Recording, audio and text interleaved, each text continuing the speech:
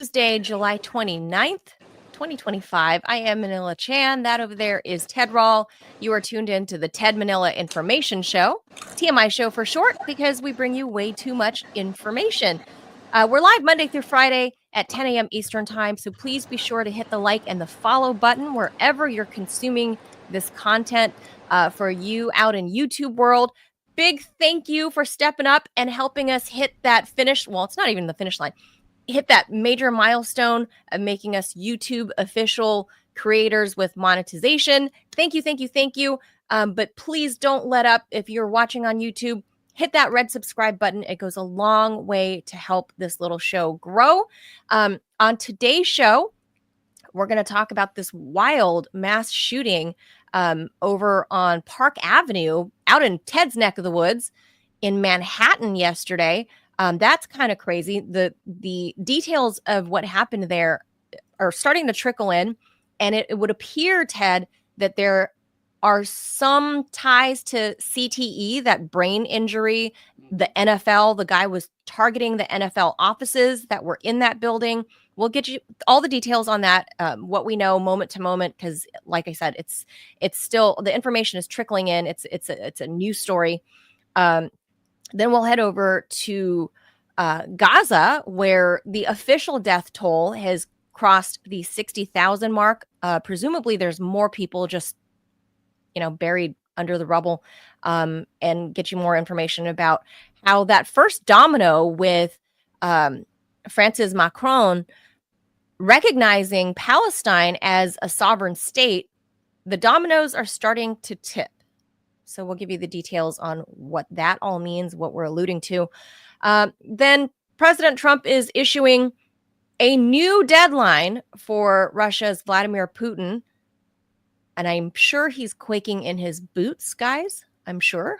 Ted, obviously, Vladimir Putin, very frail, just frail little man. Yeah. Shaking like a leaf in this storm. Yeah, he might fall off his bear. He might.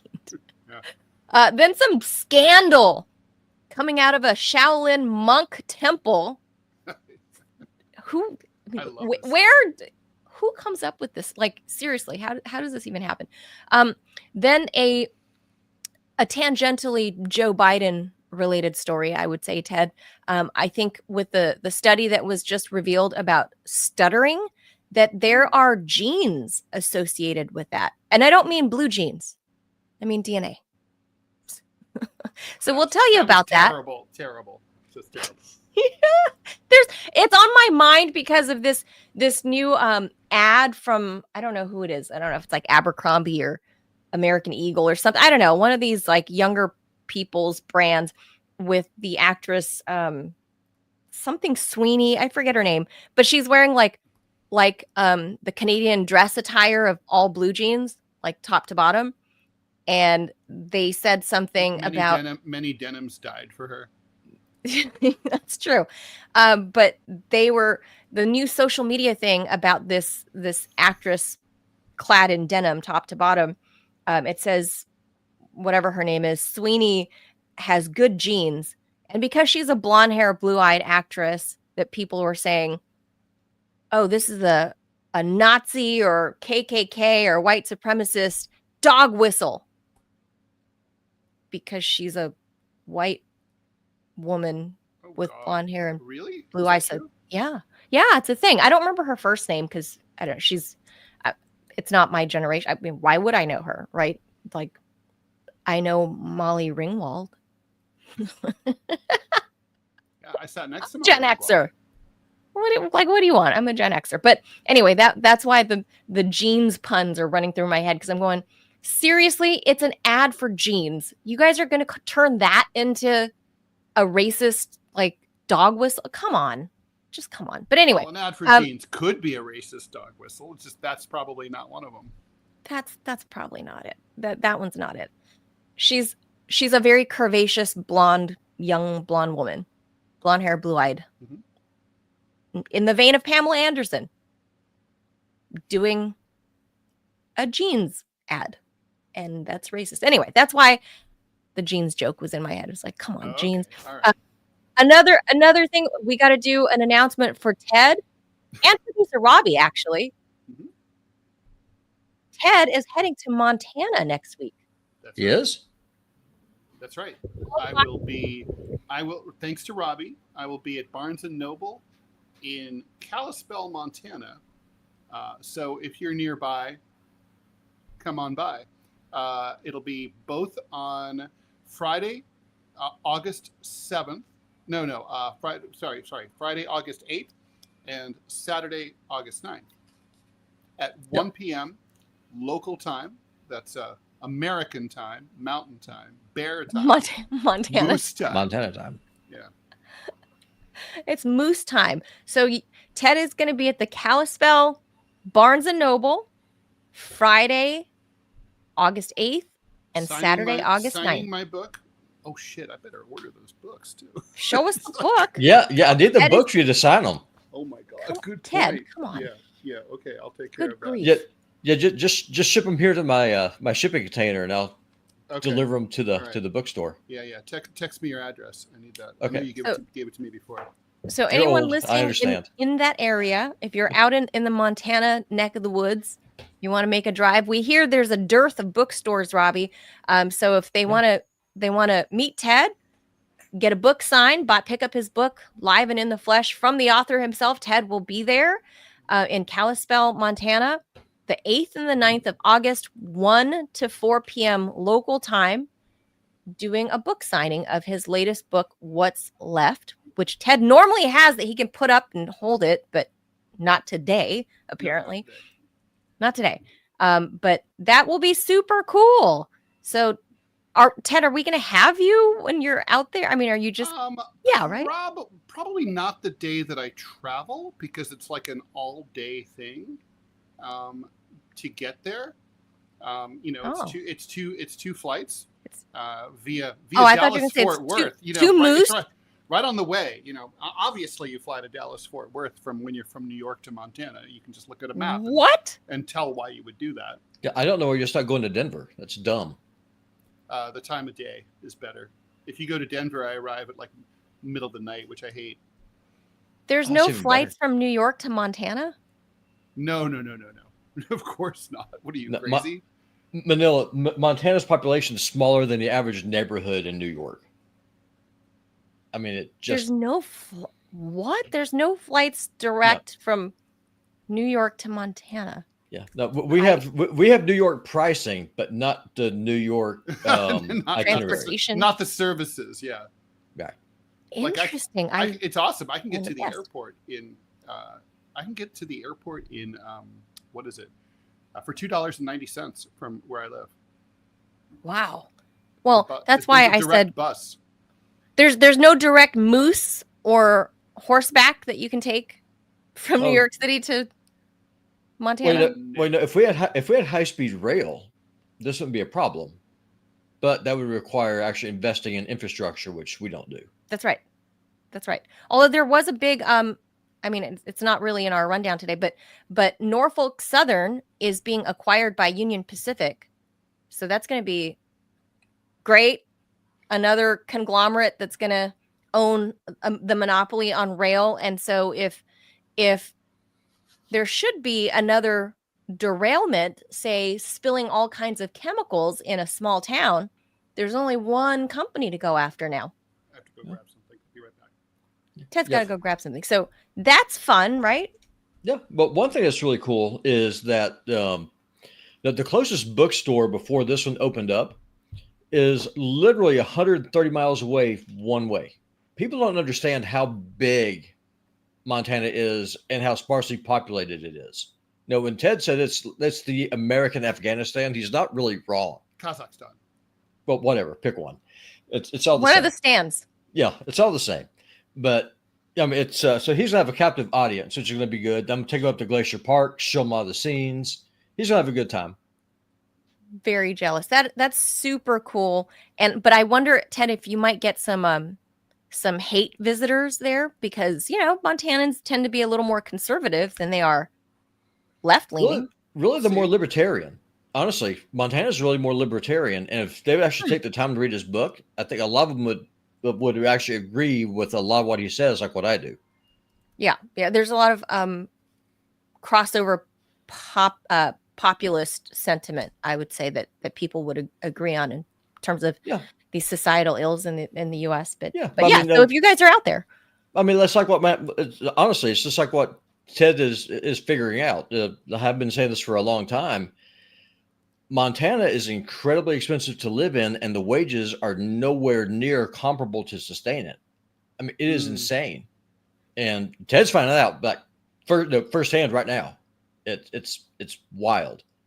Right. Hotel prices, tickets, all that, like, that's crazy. But I would love to talk about that, like maybe as a premium, something we can dive into, to talk about like this explosion of prices and rates in Montana as compared to, the cost of living as compared to wages, and how it's been stagnant, and how the influx of coastal elites like Californians and New Yorkers flooding into Montana are actually driving up cost of living for everybody else that's there. So that would be a good one. Anyway, let's hop into the show, get to the news. But that's something to listen for. If you guys are out in Montana, go visit Ted and Robbie. I suspect you'll be there, Robbie, at the book signing.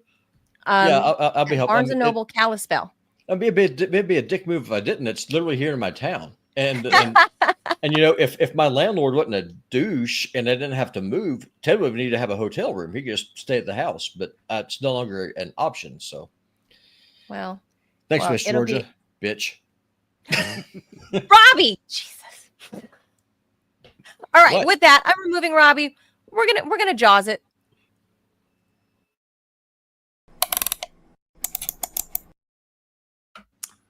Okie dokie. So, yesterday there was a mass shooting here in New York City at 345 Park Avenue at the corner of 51st Street in Midtown.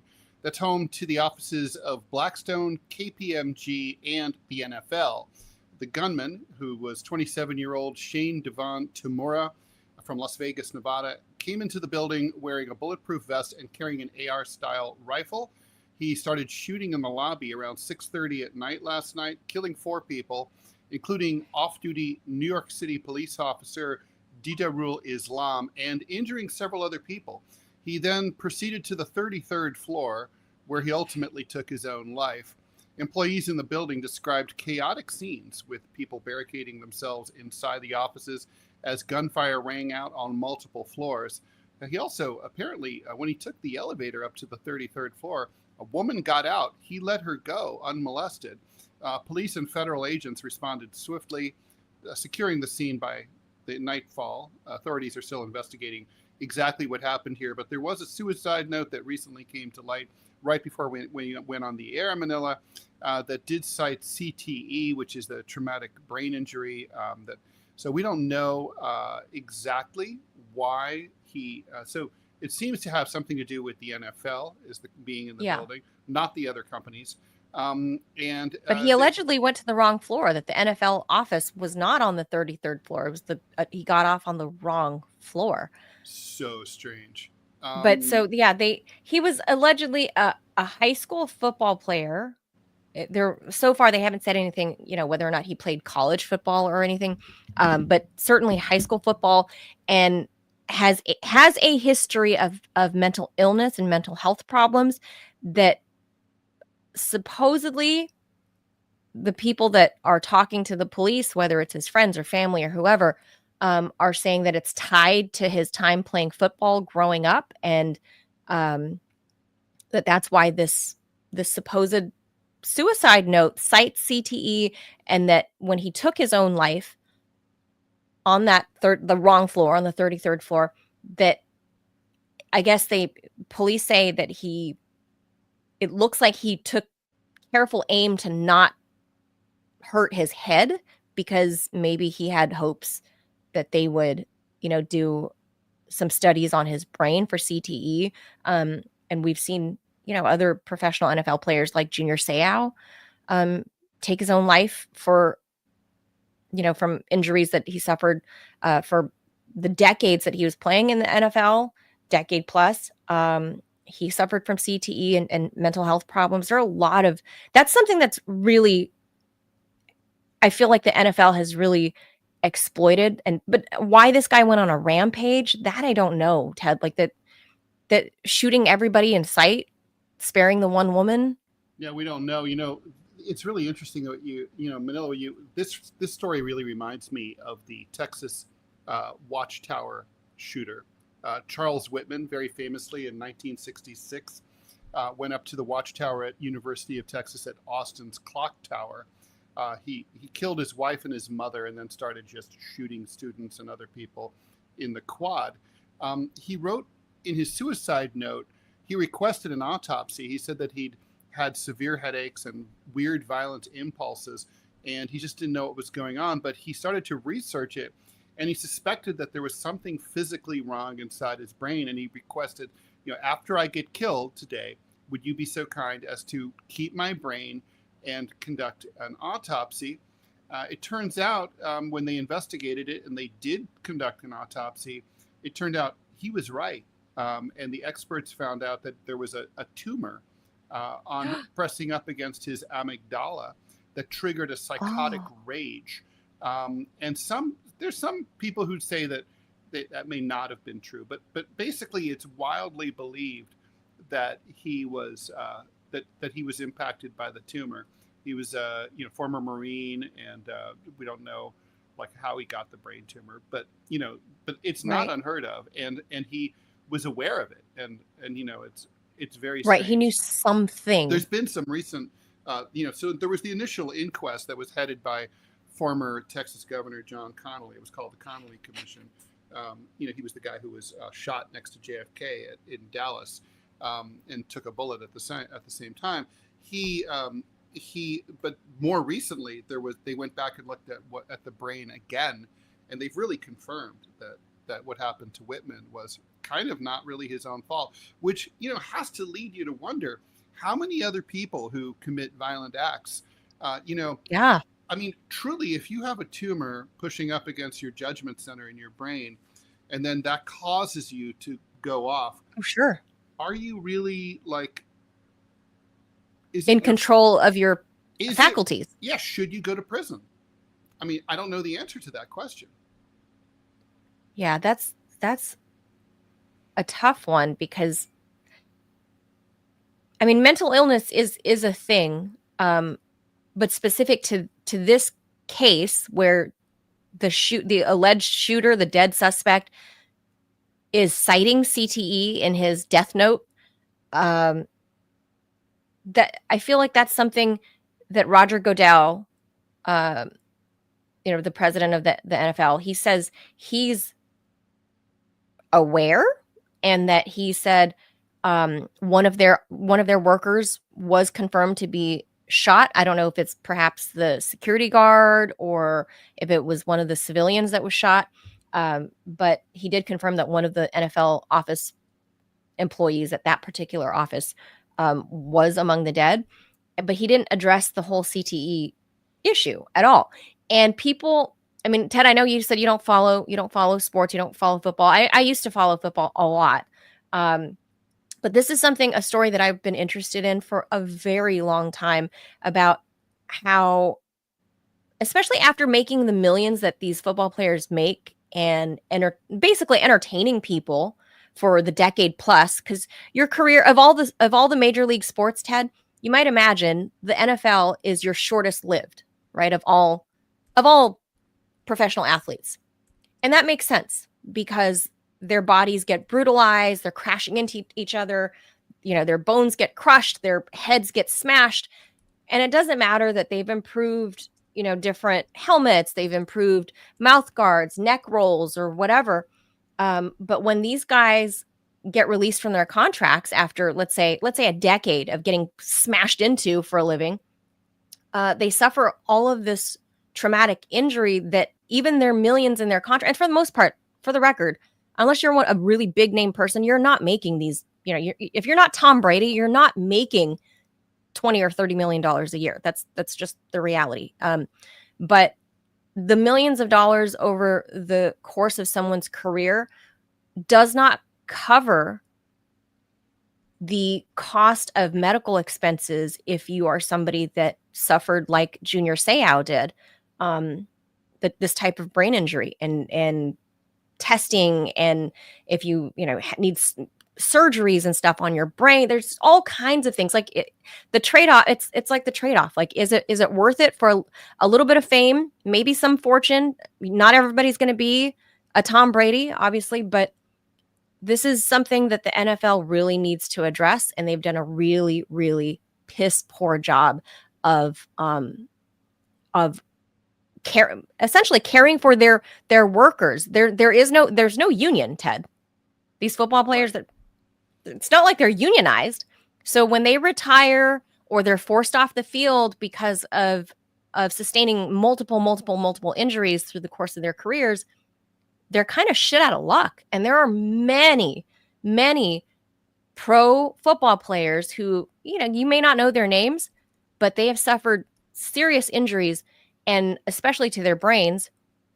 And they're out and about living, regular daily lives. They, fallen from grace. They might be your UPS man. They might be whatever, right? And they don't have the money to care for themselves and their families and figure out how to cure this disease, this CTE. How do you fix it after you crash into people for a living, Ted? Like, and Roger Goodell hasn't said shit. Yeah. Well, I mean, look, I don't think Roger, I think in all fairness to him, the suicide note and the reference to CTE only came to light literally, I think, an hour or two ago. So, Yeah, no, I know. I But I'm talking I'm historically. Sure he has a lot to do, I'm talking historically. CTE has been a known condition for easily the past 25 years. More evidence has emerged. The NFL has done their own studying, has done their own research. They have their own scientists to look into it. And a lot of it is kept under wraps because it would really put a negative light onto the NFL. And obviously Roger Goodell doesn't want that. And the bazillions of football players out there, or excuse me, football fans out there, obviously would hate to see the sport go away. But I don't know what else you would do. I love watching football when I can catch it. But what else are you going to do when literally part of the sport is to crash into each other? Like, that's part of the game. What do you? Well, the sport. I mean, look, what do you I do? hate to say it, football should be abolished. It's I didn't want to say that. I mean, I'll say it. I mean, it's like, look, it's dangerous, right? I mean, It is. I forbid my son to play it. Yeah, and by the way, you're hardly the only mom to do that. When I was living out in Eastern Long Island, that used to be football territory in a big way. My son's high school, literally, when he could not field a football team because even though it was a big school, 1,200 students or so, not enough parents would allow their kids to play football because of this knowledge about CTE. I mean, look, it's like smoking. Smoking is a product that, if used as directed, kills you. Football, yeah. If you play it the way you're supposed to, could kill you. It certainly can fuck up your brain. And so, like, it just shouldn't. It's like boxing. It just shouldn't be allowed. And it's like, yeah, well, it's really sad. I mean, look, I get it. I think gladiatorial combat was really cool to watch. Sure. Bushkashi is very cool to watch. It's so fun to watch. Objectively, it should be banned. So, any sport that's that dangerous, it just shouldn't be allowed. And I think I think football's already in trouble because, the farm system through high schools is really going away, except like in the, places like Texas, of course, it still thrives. But I bet in 50 years there will not be an NFL. I don't think football will be a nationally broadcast sport. I don't even think it probably won't be allowed. I don't know. I think there's too much money involved and too many people love it that I would certainly not in our lifetime, maybe in our children's lifetime, that maybe it might dwindle to, I don't know. I don't know what else people, I mean, I don't know. I don't know what else people aren't going to give up football. People love football, Ted. I think because you're not a watcher, that you don't see how much people are willing to do to keep this sport alive. And that's partially, like, you don't see, for example, the ratings aren't what they used to be, right? I mean, they're still huge. Yeah, I mean, people. I'm just saying that it's like, look, it's kind of like, well, there was a lot of money in tobacco also, right? Sure. And look, the people who currently sell football will sell something else instead. That's all. Yeah, I don't know what to say about this. This is just a horrible, tragic incident in New York City. All these innocent people. I just don't get that part. But of course, I'm waiting, Ted, for the gun violence people to say, it's another AR-15. Those things don't go off on their own. It's a person, and it's always mental health. Like 99.9% of the time, it's a mental health problem. So I just want to put that out there before they start going, AR-15, they got to ban the AR-15s. Well, I mean, okay, so listen, we might as well have that conversation, right? I mean, why not ban the AR-15? I mean, so the thing is, what's very strange is, okay, so the Second Amendment says that we have the right to bear arms, but it's not specific about like what kind, right? So, Sure. So for example, we, like, as a society, we've kind of agreed that nobody should own a machine gun, right? So you're not, only the military can have those. But why? There's nothing in the Constitution that says that you can't have a rocket-propelled grenade launcher. We kind of have said, like, basically the delineation is there's military weapons and there's individual weapons, right? And okay, I'm not sure that there's anything constitutionally valid about that. I mean, the Supreme Court's never been clear about that. So I don't know if this delineation makes any sense at all. It's just custom. But if we go by that custom, an AR-15 falls more into the military category than it falls into the civilian use category. I think it just becomes a slippery slope. No, it doesn't. Because it's not an assault rifle. The media, what they do is that they always say this term assault rifle. 99% of Americans have no idea what an assault rifle is. An assault rifle is a select fire weapon with the ability to fire semi-automatic or full automatic. That is an assault rifle. That is the definition of it. Now, that being said, the Second Amendment and then the Militia Act also ties into this, is very specific. It's also very clear. Now, here's one thing that conservatives don't like to admit. The U.S. Constitution before 1865 bound the federal government, not the states. So back then, and I argue it could be the case now, a state could ban weapons in its state constitution, and the federal constitution would be null and void with that because it's supposed to be a federal system. The Hughes Amendment is unconstitutional.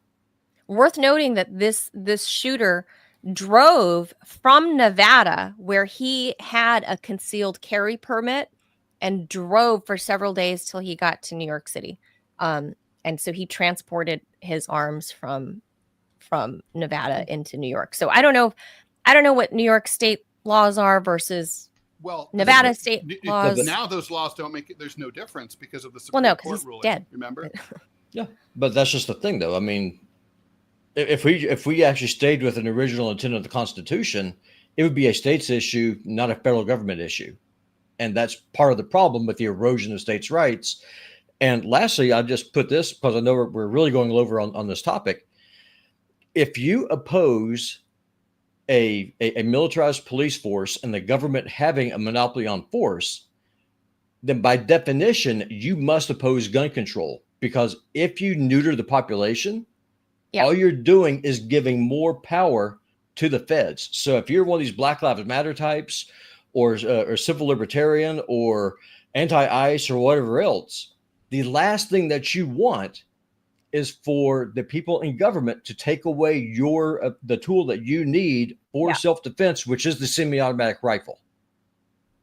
Yeah, and that's chew really on that. That's where I kind of fall in this. Like, I'm personally in part, like, I don't But if care. you've Like, ever fine, fired take an away, AR-15, which I have, it's hard and to I have, it's hard to, and it is fun, but it is hard to imagine really why as an individual you need that to defend yourself. and they have AR style, like little 22s, 22, you know. It's a 22 Magnum round. Let's be honest Okay, here. It 22. is not Fun. it It's a is little not a pop, high pop, pop. powered. Yeah, it's not a high Right. powered round. A 7.62 by 39, which is what an AK or an SKS uses, is a far more powerful round. It actually will break bones. The way I would like to shoot a 50 cal, but I would probably get pushed back from the. they're fun. But The no, most all I'm saying dangerous is are those Uzis, right? Because they have the kick is crazy. well, you just can't control them. I mean, that's a big part of the problem. Right. I mean, Especially not someone my size, probably. But. Well, if you're using a 9mm barrel and you're just spraying, good luck. That's not the point, though. It's to go in, spray and pray. That's what it is. That's where I fall with your assertion there, Robbie. Is like I'm personally I'm not partial to one particular firearm or another, but I don't believe that the U.S. government should have the monopoly on high power rifles. Not that this one is technically, as Robbie elaborated. Should the U.S. government? I mean, I'm not seriously. Should the U.S. government have a monopoly on RPGs? I mean, what's the fear of the U.S. government? The answer is no. The U.S. government is that like we might the short answer might need to take up arms to overthrow it, right? Let's say the quiet part out loud. Well, I mean, if we say, okay, well, they get a head start and they have all the big guns and we only have the little ones, that doesn't really make sense, does it? Well, the Constitution already answers this. And fact check me on this. I challenge you. If y'all go and you do a search on the U.S. Constitution, do a full word search. The only organization that the Constitution says is necessary is the militia. That is it. That is the only institution that is necessary per the U.S. Constitution. What is the militia? The militia is every man 16 years of age up to 60. Necessary. I mean, you know, so the thing is, obviously, legal experts keep arguing about what that preamble means in the Second Amendment, right? A well-regulated militia, blah, blah, blah, comma, the right to bear arms shall not be infringed. Okay, well, but the point is that, like, in the writing of the time, sometimes that was a predicate wasn't necessarily a condition, right? So sure, it's like so people are like, well, it's only for a militia, or just because we need militias, people have to be able to have guns. And the answer is yes to both those questions. And then that just kind of just goes down to what then the people argue over what does the word regulated mean. Regulated at the time meant trained. What you're supposed to do is at least a minimum of twice a year, you would train on the town green, and the state provided the ammunition and the weapons. You trained with the weapons at the time. Abraham Lincoln is the one who did away with that because the backbone of the Confederate Army was the state militia. I mean, let's be honest here. That makes sense. Here's the thing. I don't think that is there anything that we could have done as a society to regulate so that this couldn't happen? I don't really think there is. I mean, get rid of SSRIs and stop drugging. I was going to say mental health. My issue is the mental health thing. And I think we have, that is the bigger problem we have. Clearly a red flag law did not work here. Is I don't know mental if Nevada health. has one. I don't know. I imagine they don't because it's such a right-wing state.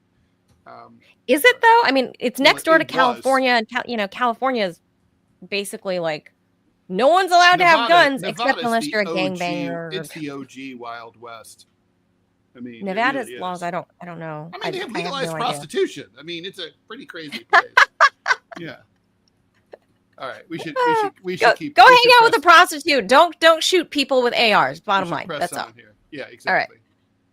All right. So the number of Palestinians killed in the Israeli war in Gaza has surpassed 60,000 people, according to the local health authorities. That's a figure that most experts believe is a radical undercount because Israel's ground war and attacks against hospitals have completely destroyed the healthcare infrastructure that's keeping track of these things. In a statement issued yesterday, the ministry said that 60,034 people have been killed, 145,870 injured since October 7th, 2023, when Hamas attacked southern Israel, killing 1,200 people and taking about 250 others hostages. Since then, the Gaza Health Ministry has provided near daily updates on casualties from the conflict and released multiple spreadsheets listing the names, ages, and identification numbers of the majority of the dead. Some bodies still haven't been identified, and an estimate of the number of bodies under the rubble is about 10,000, according to the Health Ministry and the UN. On its latest spreadsheet issued in June, the Gaza Health Ministry recorded at least 1,860 deaths of kids under the age of 2 since the start of the war. In more than 2,600 families, all the immediate family members have been killed, according to Zahir al-Wahidi, head of the Ministry Records Department. The ministry has recently begun reporting a separate toll, the growing number of tolls from famine and hunger after months of Israeli aid restrictions raised the threat of mass starvation. More than 130 people have died of hunger, most of them in the recent weeks, according to the health ministry. More than 1,000 have been shot waiting for food, most in the scramble to reach first come, first served food distributed at points located inside Israeli military zones. Gaza, as it was before the war, a bustling territory with high rises, universities, resorts, seaside cafes, no longer exists. Entire cities have been reduced to rubble. The highways have been excoriated, exposing the sands beneath. Most of the population has been pushed into the 12% of the territory that Gaza hasn't ordered evacuated yet. And polio, meningitis, and other long thought dead diseases are back. Israel and Hamas agreed to a ceasefire in January, but then the Israelis broke the ceasefire.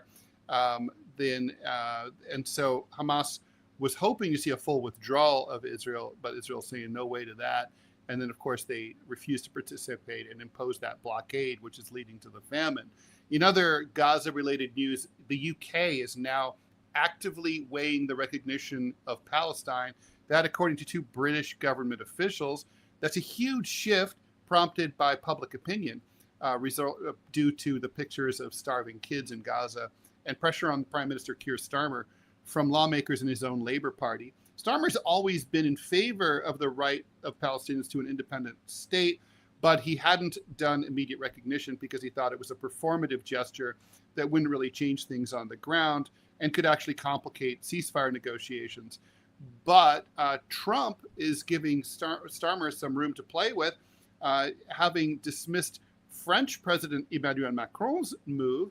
What he says doesn't matter. I like him, but that statement doesn't carry weight. He said about Macron, Trump said he's not discouraging Starmer. I'm not going to take a position. I don't mind him taking a position, Trump said yesterday when asked about it. I'm looking to get people fed right now. That's the number one position because you have a lot of starving people. For Donald Trump, that's a radical move. For the UK, that's a radical move. Everything has shifted, Manila. It's the beginning of the end for the state of Israel, I'm going to say. It's not just the beginning of the end for their war. The international recognition and support for Israel is going to start crumbling.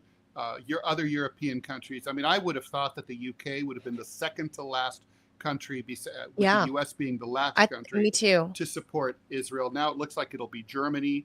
Instead, the UK will probably recognize, and then all of the European countries except for Germany will go. I would agree. The Dutch have summoned the ambassador, right? So they're obviously something's brewing there. So I think you're right. I thought that too. I thought Starmer was going to jump right into Trump's lap and just be the French move was massive. I said that at the time. And you did. And even though Spain, it's all really important country, had already done it, it just somehow didn't carry the weight of France, because France has that legacy of being the most important diplomatic country for centuries. And so I agree. I'm really shocked about the Brits, though. I mean, for all intents and purposes, they are America's lapdog for everything, and especially on something on a huge news story such as this concerning Israel. there's been no condemnation. Starmer has been right in line with whatever a President Biden wanted or whatever a President Trump wants in terms of Israel. So to see Starmer even allude to leaning towards what the French are doing, amazing. Just we know, Ted, that even among the younger population of Israelis, and specifically Israeli Jews, more of them are willing to go to prison because they don't want to serve in the IDF. More of them dual citizens. But these are like, the thing is though, Manila, because they're against this. I'm writing a column right now that basically has the title. It's a barn burner. The title is Israel no longer has a right to exist, right? And basically in researching it, I wanted to look up public opinion in Israel. These demonstrations are not at all about Palestine.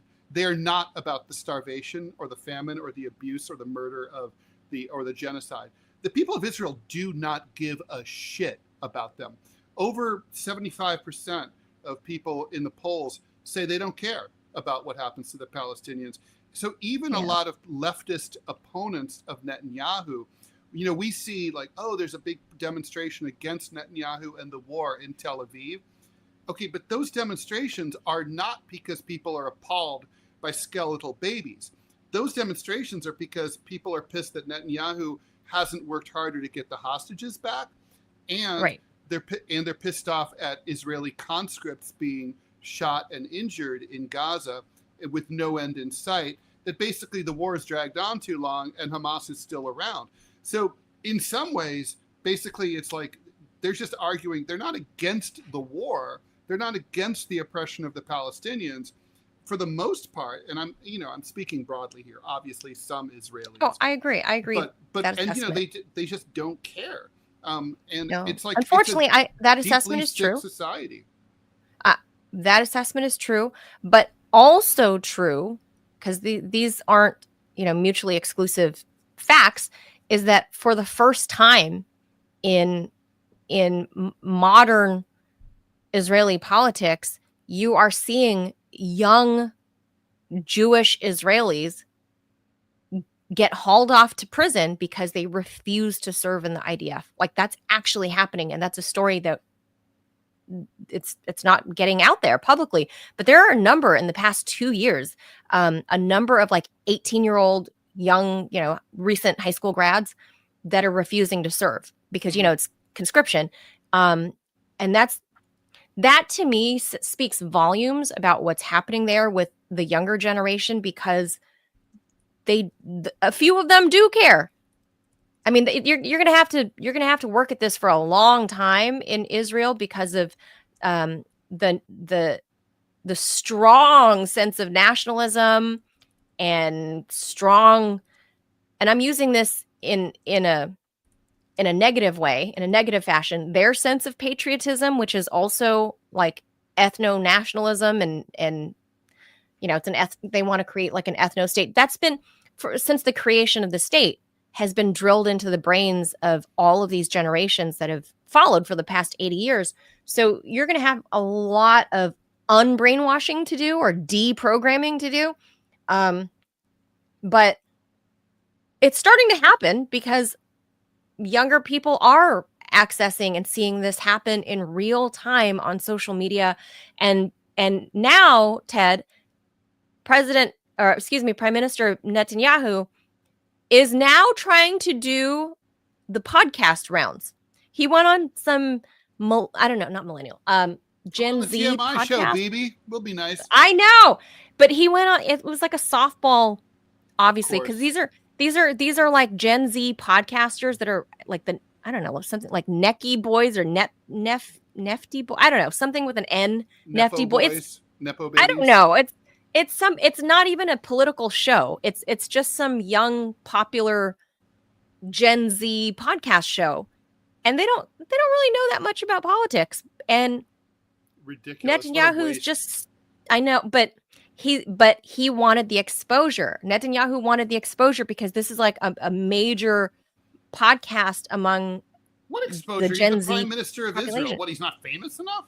No, he wants the exposure to the young people. So because he knows that the young people are the ones that are out there, marching for a free Palestine. He knows that the future of Israel depends on these young people. Not in Israel, they're not marching for a free Palestine. No, I'm talking about the rest of the world, and especially in America. He knows that the young people in America are wildly against him and his policies in Gaza, and that's not going to change. And so he's trying to go on these Gen Z podcasts to just spew lies. He's not going on the political podcast. He's going on these popular pop culture type podcasts, like this one I'm referencing. I can't remember the name because I just heard some clips from it. I went, like, even these guys that weren't, politically savvy, it's not their wheelhouse. They threw a couple of questions at him that were just common sense, and Bibi's story just falls apart about why the famine is happening. It's unbelievable the amount of propaganda he's trying to spew to the younger generation. And my point to saying this is that he knows that the future of Israel depends on the youth of America buying into the Gen Xers of America and boomers of America bought into. That's assuming that Israel's going to be around long enough for the youth to grow up. That's my point.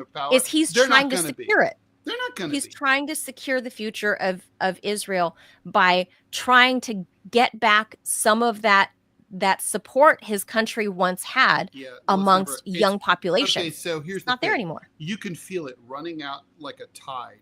It's done. And it's not going to come back. I mean, you can't do something like this for the way that you've done it like this for such a prolonged period and think that it's going to be like people will get over it. I mean, we're still not over what, what Germany did during the Holocaust, and they've done everything they could to atone. I mean, the Israelis won't even admit that it's happening. They don't even care. So, I think it's going to be really interesting to watch, but probably within a few years, there probably won't even be U.S. support for Israel. It's over, and the public opinion is just too strong. I mean, it's underwater here, and I think it turned out to be those pictures of those kids. They went too fucking far. Nobody cares about the adults. Nobody cares about them. But like when they saw those kids starving babies, that was it. It's like, I remember, like, it even, I'm a cynical bastard.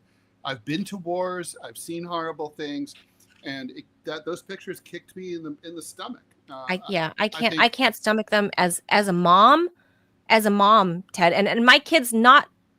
I mean, they're showing images of children that are the same age as my son, who's 6, right?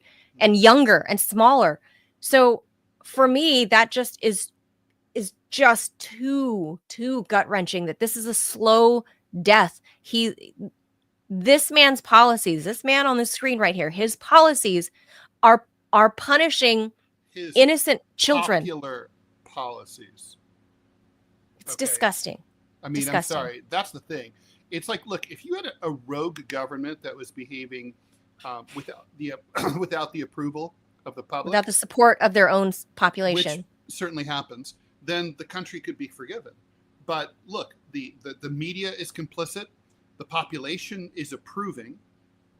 You have to just, it's like at this point, yes, there's not enough good Israelis to make Israel redeemable. Ted, let me ask you this. Like, you remember in the 90s when Ethiopia was starving?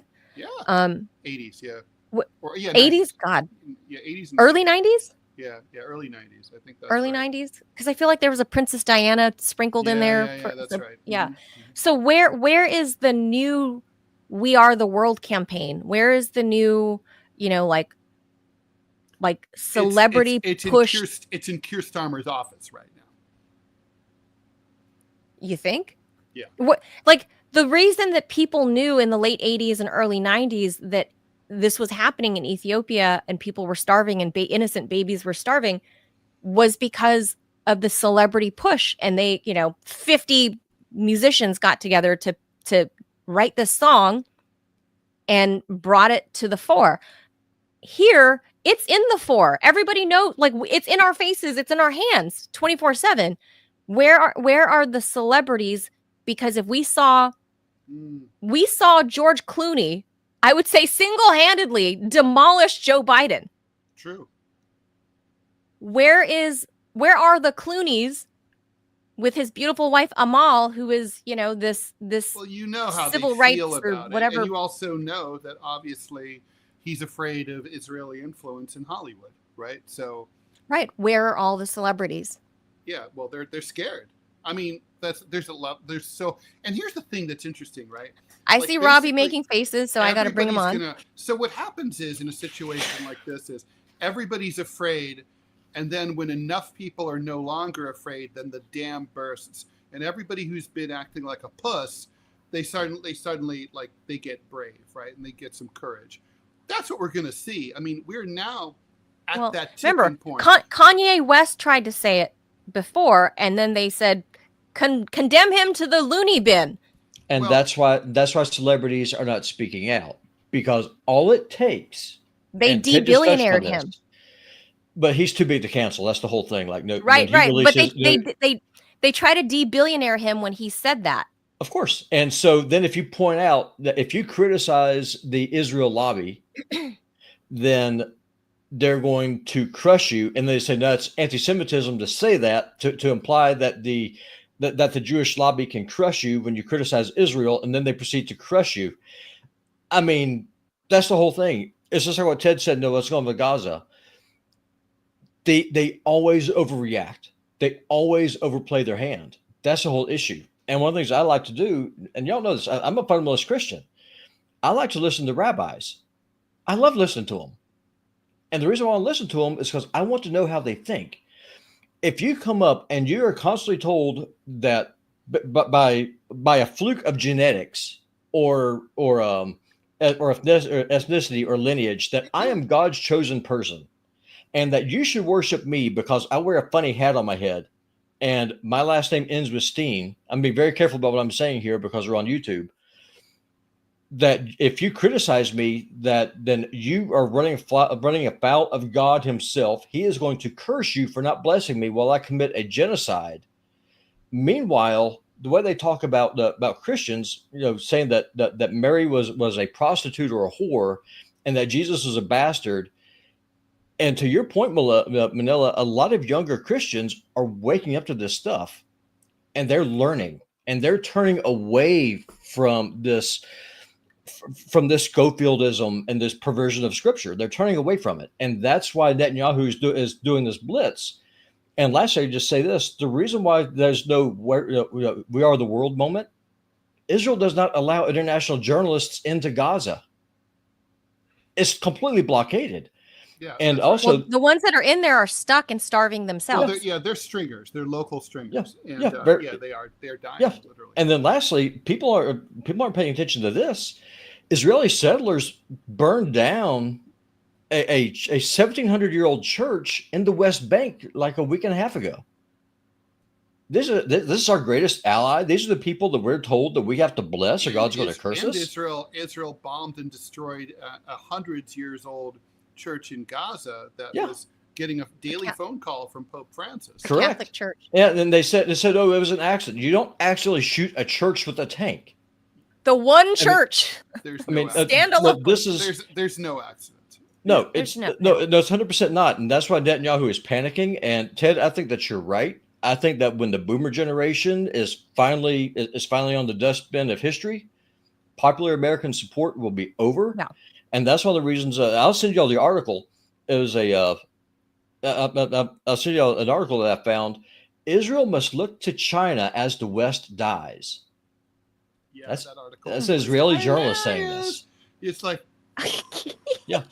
So America's greatest ally is now looking to get into bed with America's largest geopolitical rival. Good luck. Good luck. There's you guys work. There's I think there's five Jews in China's 1.4 billion population. Why are you being anti-Semitic? For the record, I'm just saying. I'm counting the census poll. I heard that there was 5 Jewish people in. Look, honestly, here's the thing, right? In China, Israel's a welfare state. Of course it is. It's like Funded by the American taxpayer. It's like Las Vegas. You go to Vegas, there ain't nothing there, right? There's no water. Okay. There's no food. There's no natural resources. Ain't nothing there. Well, it was propped up. The Vegas Strip was propped up by the mob. Well, it was created by the mob. It's rock. It's basically rocks. So everything is there, is piped in, trucked in, somehow, right? Okay. Yeah. Well, that's what we are. That's what Israel is. They have no natural resources. It's nothing but rocks. They don't even have any water. They got nothing there. We provide them with everything. Their economy, their military. We run interference for them at the UN Security Council. Every time they get condemned for committing another war crime, we veto it. We run interference for Bibi so he doesn't get arrested for all of his crimes. We're always basically big papa for Israel. And like, now here we have a country, it's the only country in the world that was created by the United Nations, right? But they ignore the United Nations resolutions. It's the only country in the world that is a total welfare state of the United States that would disappear if the United States turned against it, right? And yet they ignore U.S. public opinion about what they're doing. Now, that's not sustainable. Unself-sustainable. If you tell both your mom and if you're a kid living at home, you tell both your mom and your dad to go fuck themselves. You're not eating. You're not getting anything. You're fucked. Well, it's more to the point that when the war with Iran started, so many Jews were leaving Israel. They shut the airports because it was just a mass egress. Like people just leaving. It's like, no, I'm not going to stay here. I'm not going to fight for this. I'm going to go back to France. I'm going to go back to England or wherever the hell ever. I mean, wherever they had dual citizenship. Yeah, of course. And that's why dual citizenship needs to be ended. I'm telling you, you need to put down your stakes, find the country you're willing to defend. And if you're not willing to do that, then just drop you off the middle of a river somewhere. Just be done with you. I'm dead serious. If you're an Israeli and if you have citizenship for that country, it's under attack, then it's incumbent on you to stand up there and defend it. It's not the responsibility of the American taxpayer or the American soldier to defend you. And it's not going. And honestly, it's just not going to. It's just not going to go on. I mean, it's like. I mean, I just can't imagine how. Let's put it this way, right? We're already the vast majority of the world supports Palestine over Israel, right? It's like 156 countries out of 197. So, okay, we're going to get to 196 out of 197 within months. Okay, it's going to be everyone except us. All right, so how long is that sustainable? How long are we going to do that, considering that the American people aren't into it either? Well, I have a question for you. Donald Trump knows how to read polls. That's why he's just pivoted. That's why he just changed and said we've got to feed these people that he hasn't given a shit about at all for over a year and a half. Like, why? Because he fucking reads polls, Robbie. Well, so and maybe they got Javanka away from Dad's ear. So here's a question that I have. And I agree that you're right. Palestine has a lot of support on paper, but what good is that support unless those nations are actually willing to start, enforcing that support through whatever means are necessary, even if that means standing up to Israel? Well, the thing is that going to happen? A nuclear power, the majority of arms. Are you going to go to war against a nuclear power? Well, what you could do is that you could sanction the hell out of them. You could cut off their banks. You could cut off trade. I mean, you can bring them to their knees. I think that's going. These are things that you're able to do. I mean, I'm not saying that England's army is so small it can't fill up a football stadium. So, am I expecting England to invade Israel? No, but they can't stop banking with them. They can cut off all tourism. I mean, there are things that countries can do. Turkey could cut off Israel's supply of natural gas today. When everybody starts doing it, everyone will do it. It's that thing, right? So you just need one person just with enough balls to stand up and do it. You need the domino. The first domino fell, and that was France. The next one will tip, I'm surprised, is the UK. And yeah, I think the last man standing will be Donald Trump in that final domino. The rest of the world's going to get there first.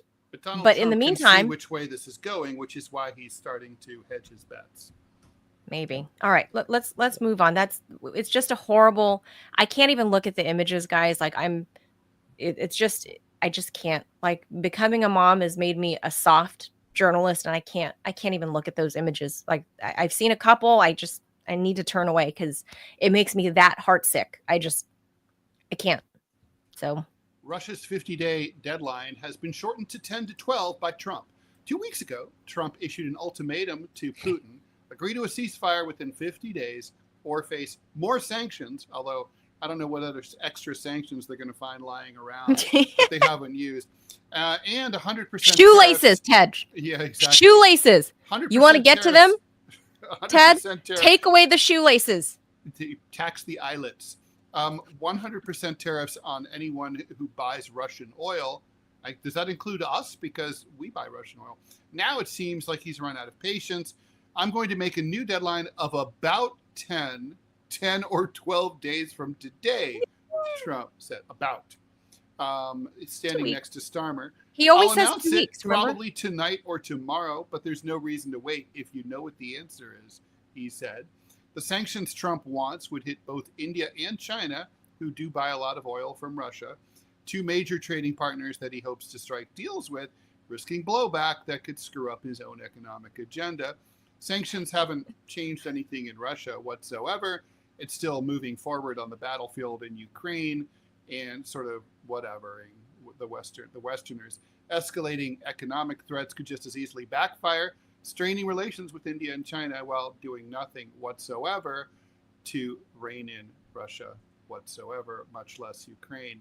Yeah, I mean, look, what we do know that Trump is frustrated with Russia and Ukraine. He had hoped to bring this in for a soft landing, and it hasn't happened. At first he blamed Ukraine, then he blamed Russia.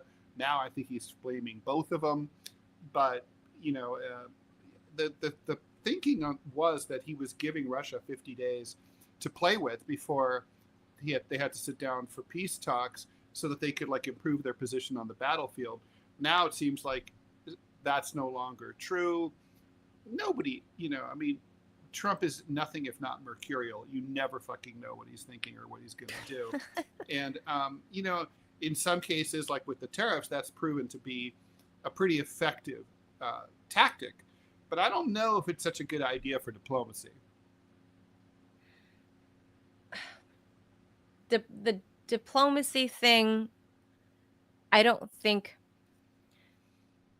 For me, I'm hopeful because I'm a fan of diplomacy, and obviously sanctions work against that, which Biden leveled a gabillion sanctions on Russia, and they were trying to target in the Biden years, they were trying to target the Russian economy, obviously in hopes that their war production capabilities would be impacted. But you can't. We're not in the Cold War 20th century anymore. This is the 21st century. There are a lot more power players in the world, such as India and China, and they are no longer going to be allowing the U.S. to bully them. Do you know what I mean? It's just like the U.S. was that kid in school that developed and became a big guy first, right? And the other kids were kind of pipsqueaks running around the halls trying to avoid the big bully of the United States. Uncle Sam went through his changes, and his voice dropped first. His voice, got lower, and his balls dropped first. But over the past 30 years, India and China matured. Soviet Union fell and has been put back together again as Russia. It is now in the top 10 economies in the world over the past 30 years. You can't treat people. So if you're that school bully, if you're Uncle Sam and you were the first kid, to get the big man voice or whatever, that this is my best big man voice. I'd make a really bad trans man. Trans person. Yeah. Yeah, I can't really fake a man's voice very well. But so Uncle Sam did that, we became the power player. We would complain about you defeating us in sports. That's right. Obviously. But with the United States just maturing first, China's been around for thousands of years. There's going to be ebbs and flows. And what we saw in the 20th century, China has emerged. Obviously, you're not gonna be able to bully China into not being friends with Russia. It's just not going to work. What President Biden did. Yeah. what China President has more Biden to did. gain. China has more to gain from Russia, and they Oh, know, obviously. and obviously they know we can't live without them. What As Biden did manufacturers. was he thought sanctioning Russia and trying to cozy up with China was going to put a wedge between the two countries, because historically there has been some bad blood. Oh, but yeah. There's even been what he hot did, wars. When I was a kid, what there was a Biden hot war did, between Russia and China. but what Biden did was inadvertently push Xi Jinping and Vladimir Putin into each other's arms. Yeah. And then we saw just a few months before the 2024 elections, we saw Modi go visit Vladimir Putin at his private residence, at his ranch, and they were like horseback riding together and being bros. Like that, you're not gonna do that you're not gonna achieve any kind of diplomacy or strengthen America's hand economically by trying to bully China and India by way of Russia. It's just not going to work. Agreed. And like, we should move on.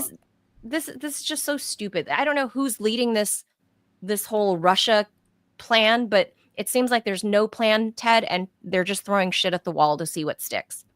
So, China's famed Shaolin Temple announced that its abbot is under investigation for stealing money and having sex with lots of chicks, reviving decades-old allegations against the controversial high-profile monk Shi Yongzin, known as the CEO monk, for his entrepreneurial endeavors that transformed the Buddhist monastery into a commercial empire, is suspected of crimes including embezzlement and misappropriation of project funds and temple assets. That, according to the temple. The 59-year-old monk was also accused of seriously violating Buddhist precepts by maintaining improper relationships with multiple women over an extended period and fathering at least one kid, according to the statement. Buddhist monks in China are expected to take a vow of celibacy. She is currently under joint investigation by multiple departments. Further information will be released to the public in due course, the statement said. Established more than 1,500 years ago in the forested mountains of central China, the Shaolin Temple is both a religious and a cultural icon renowned for its age-old tradition of Zen Buddhism and Shaolin Kung Fu, a distinct form of Chinese martial arts. She, who became the abbot of the Shaolin Temple in 1999 and was a member of China's parliament for 2 decades, has frequently appeared in the media spotlight. Known as the first Chinese abbot to hold an MBA, he was often seen globetrotting with his iPhone, meeting people like Queen Elizabeth and Nelson Mandela and Henry Kissinger and Tim Cook.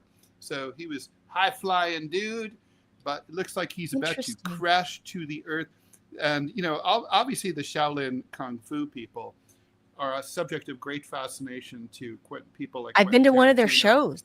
And, they're badass, serene motherfuckers. Have you ever been to one of their performances? They did a performance in LA many years ago. Not live. I've seen stuff on TV, but no. It is, I gotta say, like, it was like cool. Witnessing magic. Like, I can't believe people could do those things. And I saw it live, right? So there were no strings. There's no, like, this was live on an outdoor stage. There's no strings, no. There's no strings. So obviously this is the man. Motherfuckers is what they are. These are badass motherfuckers. So this is the dude that we're looking at that made Shaolin a thing. In fact, that's why Wu-Tang Clan and he happened to would cite Shaolin he slipped all the time. Shaolin, where it was supposed to but go. that part, all of this, so like they say he's a baby daddy to many little bastard Shaolins running around. We only know about one so far, but he's trying to. He's certainly possible that there's more. Yeah, if there's one, Ted, probably. Come on, but I don't want to make an enemy out of him. I mean, he'll send people to kick my ass.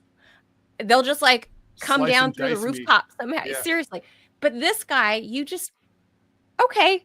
So yeah, I don't know about the embezzlement. That's pretty bad, but his business acumen, Ted, you gotta give the guy props because. Yeah. I mean, wow. Like it's a brand. But women find different things attractive than what you men find attractive. So,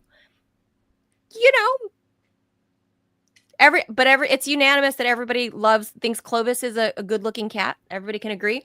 That's true. As a woman, I don't look here and go, ooh, I need to get with that. You don't think like that's a face I want to sit on? Have a seat. I wouldn't even go to, I would go to dinner with him just to say I went to dinner with him. But I wouldn't give him a kiss goodnight. No. Or you'd give Clovis a kiss goodnight. He is a cute cat. He's a very pretty cat. But so, yeah, this is a weird story. I think there's more to be told. And wait till we find out more. He's going to be baby daddy of like, I'm going to say he's going to beat Elon Musk and beat Nick Cannon in baby daddy news. I'm just going to put it out there. When we find out years from now, he is going to have outpaced Elon Musk and Nick Cannon as a baby daddy. I was going to say that's saying a lot. All right. And finally, last but not least, developmental stuttering is associated with 48 genes. A new study shows.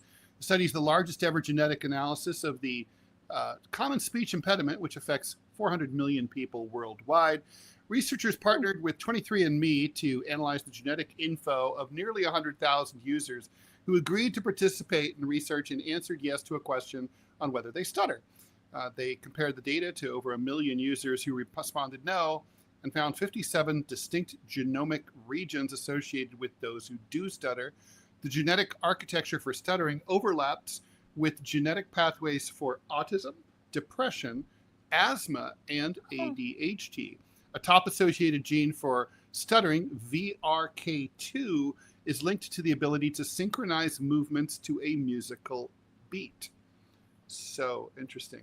Researchers hope the findings will help identify the condition earlier and improve understanding of stuttering in order to reduce stigma. So Ted, that last sentence, VRK2 is linked to the ability to synchronize movements to a musical beat. So meaning basically saying these people are better dancers?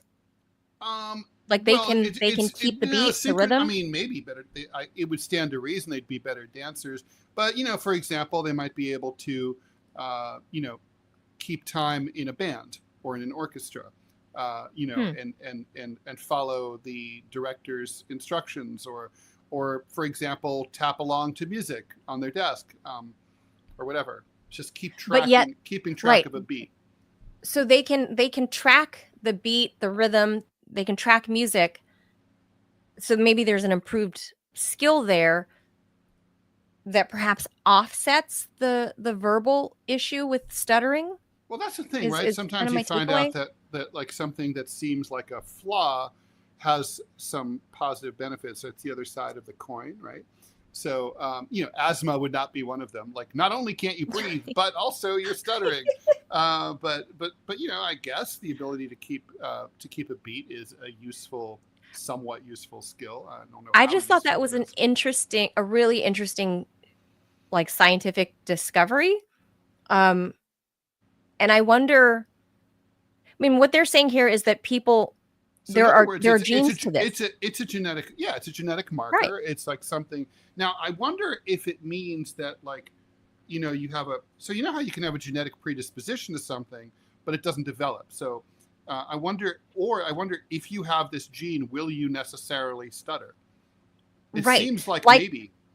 Like the BRCA test that they do for women with breast cancer? Yeah. Like I was a double negative on both BRCA tests, and yet I still had breast cancer, right? So you didn't have that predisposition. Right, but I still you might have had a different predisposition. So my point to comparing those two is, although not everyone who has the BRCA gene gets breast cancer. Right, and so with stuttering, does it necessarily mean you will be a stutterer if you carry that gene? So not necessarily. I don't know the answer here. At least from what we've read, all we know is that there's a correlation, and we don't know if it's 100% causation, right? I nominate they study Joe Biden's brain. I don't think Joe Biden stutters. I don't think Joe Biden But that's what they've said for Joe Biden himself was very angry when his staff used the stuttering excuse to cover for him. Really? Because he said, I stopped stuttering when I was a kid. He said it was really, really rough for him, as you would imagine. I knew that and he that said he that worked as a on kid. it when he was young, and pretty much he had it under control for a long time. So, I mean, Right, because by his own account, and I believe him. I mean, because that's not uncommon. I know. I've never heard him stutter. I know people who stuttered when they were young, and then they worked on it, and they don't stutter now. Yeah. And I've never heard him stutter ever. I mean, I've never heard him I stutter. was very interested in him when he was in the Senate, and I paid attention to him. I watched him give speeches. You can go back and look at there's speeches on YouTube from 1988. If he was a stutterer, then it's possible that he carries this gene. Absolutely. Mm-hmm. That's possible. Right. But this is such a new report that just came out. So like, and it's limited right now, right? Like to this one report, because who's studying stuttering, Ted? Nobody. So yeah. I just thought this was really interesting that if there's a gene for that, for stuttering, maybe there is a gene for, people that bite their nails, right? Sure. Is there a gene for all of the weird quirks that people have? So I think we're increasingly finding that a lot of our personality traits and quirks are hardwired. For sure. I did in my biology, one of my biology classes in college, I did a small study on taste buds in your mouth. And do you know that all the little taste buds in the back of your tongue, they are named like VRK27X-5, something like that, right? The scientists have named all of your taste buds. Did you know that your taste is inherited? No, what do you mean inherited in what way? The taste buds that you have that like I can't remember because this is 25 years ago. But you might have similar taste preferences to, let's say, your grandfather and not your mom. Or so you have your taste palette inherited from somebody else in your family. For example, neither of my parents smoked. My mom's dad did. And it's very likely that I inherited his taste buds because I have a penchant for smoking, smoky flavors, bourbons, whiskeys, very peaty smells and taste. I like those. And that is it's not very common in females. And neither of my parents liked those. My dad didn't smoke, didn't drink, none of those things. My mom didn't, none of those things. My flavor palette was in line with my grandfather. So when I was in college, I actually did a very small research study on that. And it turns out your taste is inherited from somebody in your family. That's cool. I like that. It's kind of weird. No, that's totally. Maybe I missed my calling to be a scientist. It's too much reading and math, Ted. It's funny. I could have been one if I. Yeah, you could have been a scientist. I spent 3 years in engineering school, and 3 years. You were that close, and Ted. They expelled me. Oh, that's right. Yeah, but you could have finished the 4th year somewhere else in the same major. Well, I thought about it. So yeah, when it was time to go back to school, I mean, look, ultimately they did let me go back, and I could have majored in anything. But to tell you the truth, I noticed that all of my fellow engineering students, they were boring as shit. And I was like, literally, here I am. Okay, so 1981 to 1984, New York City. I mean, think about the club scene, okay? Yeah, I mean, think about the music concerts. Think about all the great movie theaters, the bar scene. I mean, it was still an over 18 drinking city. So New York City was going gangbusters in the early 80s. And it was 18? Yeah, until 1986. It was all due to the preppy killing. You know about that. It's fucking Robert Chambers' fault. August 26, 1986, my 25th birthday, Robert Chambers, the preppy murderer, Catholic guy. He picked up a girl on the Upper East Side of Manhattan at a bar called Dorian's Red Hand. He brought her over into Central Park behind the Metropolitan Museum of Art and had sex with her and strangled her to death. That was called the Preppy murder. Very famous case. The New York Post did, of course, the tabloid, did a deep investigation and set off a firestorm of controversy where they claimed to have discovered this huge scene of underage, in other words, under 18 drinking, centered on the Upper East Side. This became a national story, and it led to the Reagan administration threatening to withhold federal highway funds from any state that failed to increase their drinking age from 18 to 21. So every state in the country went to 21, including New York, all because of this fucking idiot.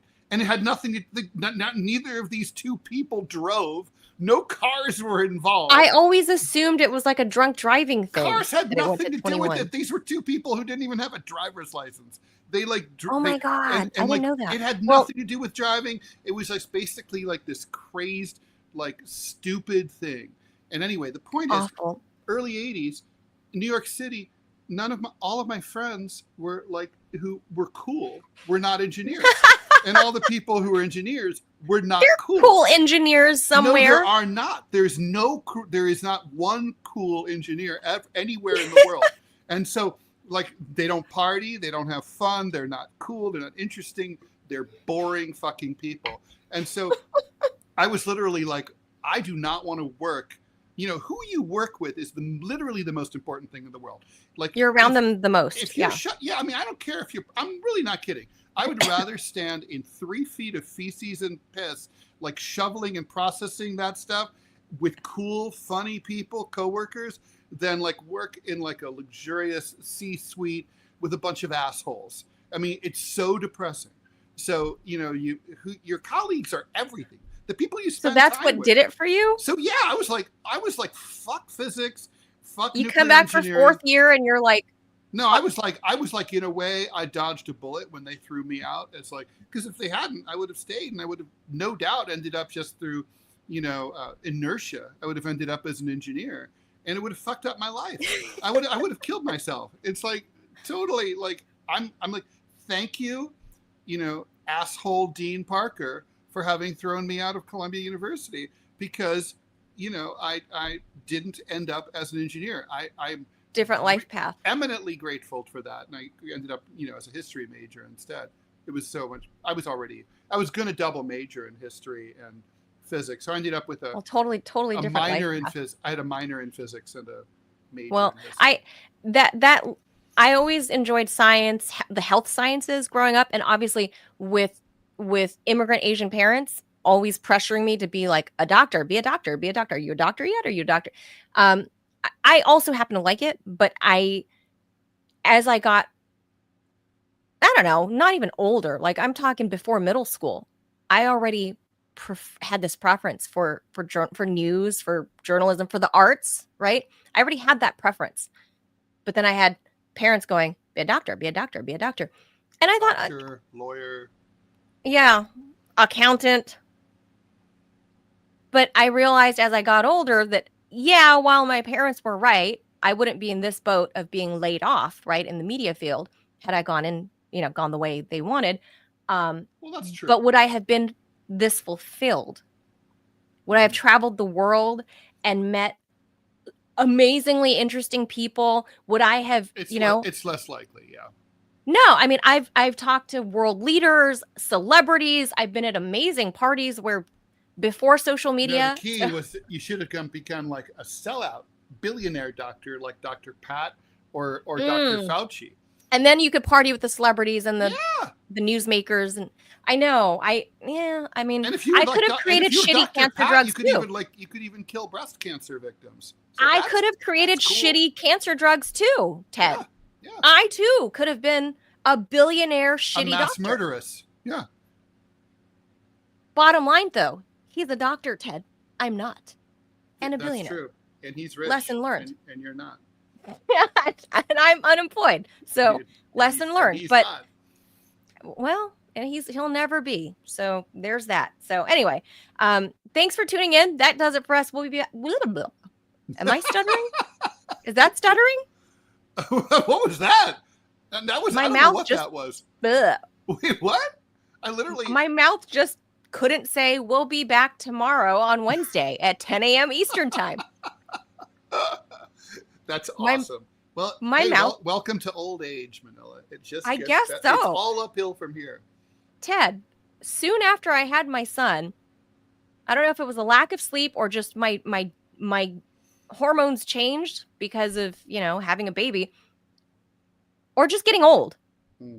I walked downstairs or into the kitchen and I'm like,